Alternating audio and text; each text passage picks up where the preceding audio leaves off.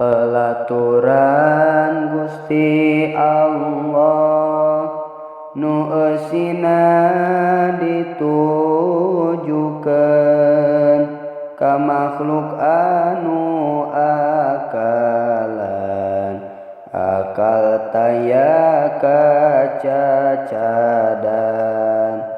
ku pamilihna sorangan, pamilih nu ngahajakeun gunana pisalameteun dunia jeung kaakheratan. Maslahat nu kahijina keur mereskeun akidahna, nya datang ajaranana ilmu aqaid ngaranna.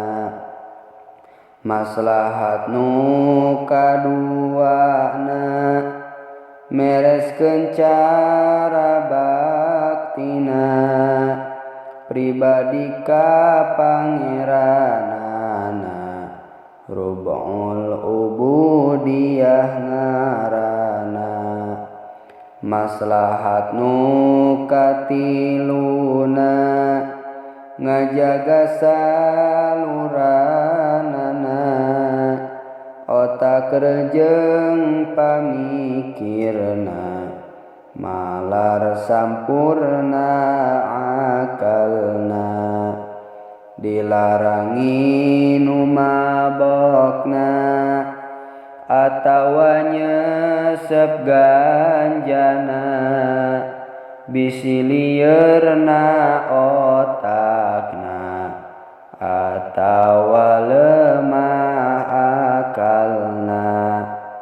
Dilarang adu-aduan da matak panas pikiran, matak panikana angan, akhirna jadi suniweun.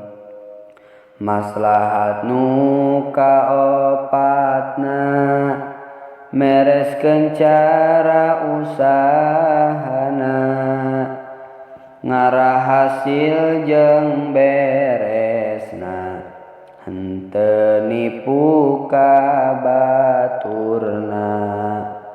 Teu meunang silih rugikeun atawa silih gorengkeun, mangka haram panipuan tawa haram sistem izon. Muncul rub'ul muamalat mun dilanggar matak lepat, kana haram ti soledat jalan ekonomi ngawut. 5 ngajaga turunan ngukuhkeun kapamilian jeung sina puguh turunan asasi kamanusiaan.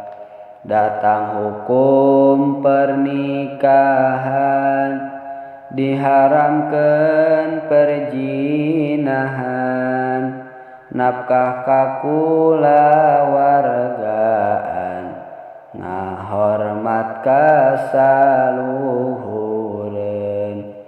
Maslahat nu kagenepna ngajaga hak jeung milikna, haram maling jeung rampogna, mangka datang jinayatna.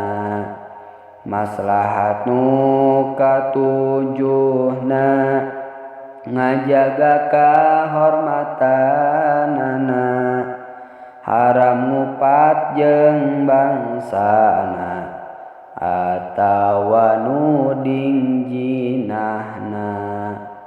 Maslahat kadalapana ngajaga tubuh badana haram ngaguna sikana kana awak manusana